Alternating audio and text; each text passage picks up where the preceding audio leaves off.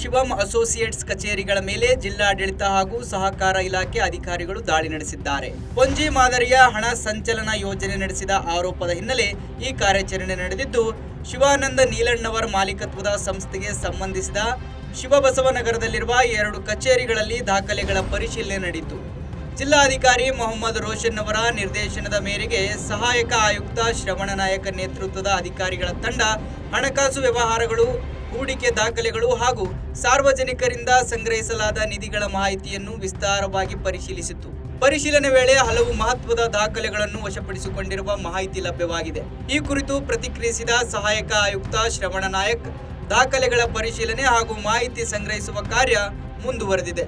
ತನಿಖೆ ತಡರಾತ್ರಿಯವರೆಗೂ ಸಾಗುವ ಸಾಧ್ಯತೆ ಇದೆ ಎಂದು ತಿಳಿಸಿದ್ದಾರೆ. ಈ ದಾಳಿಯಿಂದ ಬೆಳಗಾವಿಯಲ್ಲಿ ಭಾರೀ ಚರ್ಚೆ ಶುರುವಾಗಿದೆ. ತನಿಖೆಯ ಬಳಿಕ ಇನ್ನಷ್ಟು ಸ್ಫೋಟಕ ಮಾಹಿತಿಗಳು ಹೊರಬರುವ ಸಾಧ್ಯತೆ ಇದೆ.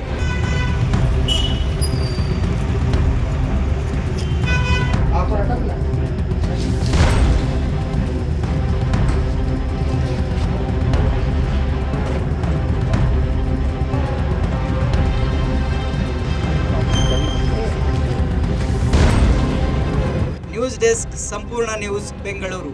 ಸಂಪೂರ್ಣ ನ್ಯೂಸ್, ಇದು ನೊಂದವರ ಧ್ವನಿ.